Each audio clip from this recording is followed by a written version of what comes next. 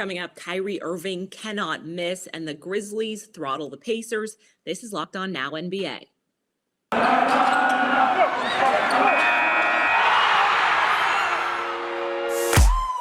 The biggest games, the best performances, expert analysis. You are Locked On Now.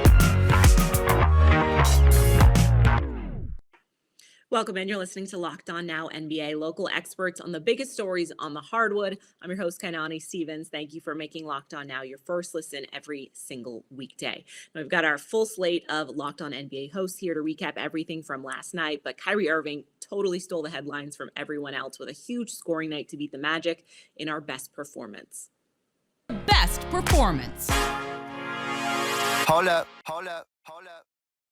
Karl-Anthony Towns dropped 60 on Monday. Kyrie took his turn on Tuesday in Orlando. Kyrie could not be stopped shooting-wise, as our Locked On Nets and Magic hosts will tell you. Doug Norrie, Locked On Nets here with just 6 words for you. Kyrie Irving. The Nets take down the Magic 150-108. Kyrie dropped 60 in just 35 minutes on 20 of 31 from the field, 8 from 12 from 3, 12 from 13 from the line. The Orlando Magic fans were cheering for him to get back on the court by the time it was all said and done. A truly historic performance by Kyrie Irving in a game that, he's going to be able to rest because he's not going to be able to play on Wednesday due to everything that's happening in New York City. But for the time being, we get to witness greatness. Kyrie Irving, absolutely unbelievable in the Brooklyn Nets win. We are going to be talking about all of this and more over on the Locked On Nets podcast. This is Philip Rossman-Reich, the host of Locked On Magic, and yeah, that happened. I could sit here and tell you that the Magic played poor defense, which they did. I could sit here and tell you that it is bad. It's just bad. Probably the worst performance of the season for this Magic team, and at a time when the Magic are probably playing their best basketball of the year. But frankly, there's probably very little the Magic could have done, even if they were playing good defense. The margin of victory of 42-point loss, giving up 150 points, that's because they played bad defense. Kyrie Irving scoring 60, yeah, the Magic played bad defense on him too, but that's just a hell of a performance. And this Magic team doesn't have the star power on either end of the floor when a guy is playing that well to beat them, to beat it. That's why Joel Embiid scored 50 on them in 27 minutes or something like that, less than that, earlier in the year. That's why Kevin Durant had a 30-point game on 11 for 12 shooting earlier in the season. That's why Kyrie Irving just dropped 60 on the Orlando Magic too.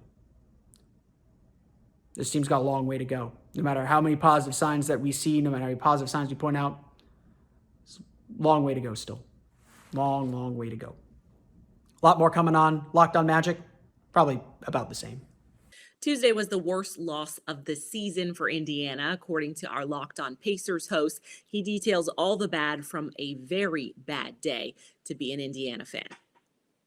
Pacers suffer their worst loss of the season to the Memphis Grizzlies at home, 135-102, 33 points.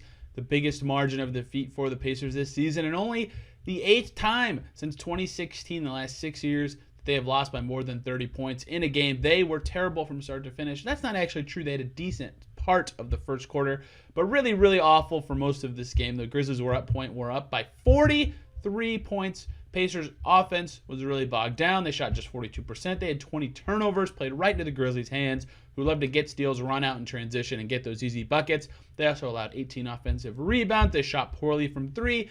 Every recipe you put into failure, the Pacers did it. They failed completely, getting blown out by the Memphis Grizzlies in another poor defensive performance, and they're really their worst performance since their big trades at the trade deadline. We'll break it all down and why the Pacers struggled so much on the Locked On Pacers podcast. The Pistons didn't beat the Heat on Tuesday, but for a rebuilding squad, they were able to go toe-to-toe with the best record in the East, and that's a little bit of a silver lining. That was enough for our Locked On Pistons host.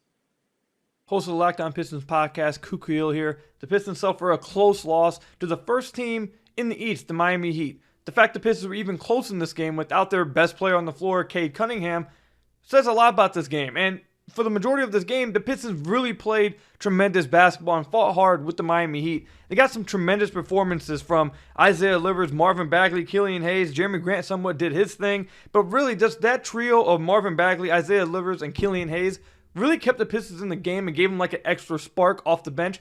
They were playing tremendous as a trio tonight, really gave the Pistons the push they needed without Kay Cunningham on the floor. At what point tonight, the Pistons were in like a 2-point game, and Isaiah Livers was a plus 26 on the floor. At the same time, Killian Hayes was a plus 15, and Marvin Bagley was a plus 11. Those three guys right there really led this game for the Pistons, and you really liked seeing that. In a game, again, that they were without Kate Cunningham, like to see some other guys step up, and those three guys definitely did. We'll talk about some other things we saw in tonight's game on tomorrow's episode of the Locked On Pistons podcast. That's going to do it for this edition of Locked On Now NBA. Thank you so much for making Locked On Now your first listen every single weekday. Make sure you check out Locked On NBA and your team's Locked On podcast. I'm your host, Kanani Stevens. This is Locked On Now.